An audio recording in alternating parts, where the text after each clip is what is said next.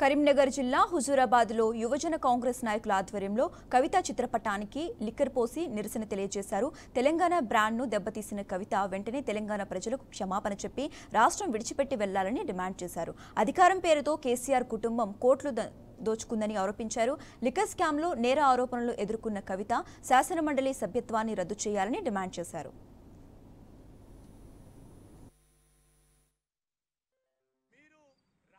రోజులలో ఏ విధంగా ప్రజల్లోకి వస్తారు, ఏ విధంగా బీఆర్ఎస్ పార్టీ జెండా పట్టుకుని వస్తారో మేము కూడా చూస్తామని చెప్పేసి హెచ్చరిస్తా ఉన్నాం.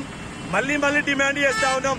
యావత్తు భారత ప్రజలకు, భారత మహిళా లోకానికి కవిత ఖచ్చితంగా క్షమాపణ చెప్పాలని చెప్పేసి డిమాండ్ చేస్తా ఉన్నాం.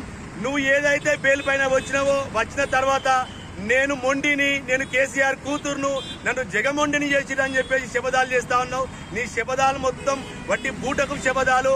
నువ్వు నీ నెత్తికి కలర్ వేసుకొని, నీ బ్యూటీ పార్లర్లో మేకప్ వేసుకొని ఏసీ రూమ్లలో రెస్ట్ తీసుకుంటే బాగుంటుందని చెప్పేసి యువజన కాంగ్రెస్ పార్టీ తరఫున తెలియజేస్తా ఉన్నాం.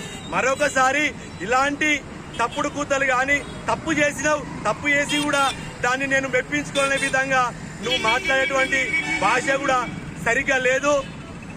మీరు గనక మళ్ళీ చెప్తా ఉన్నాం, మీరు గనక వెంటనే భారత మహిళా లోకానికి తెలంగాణ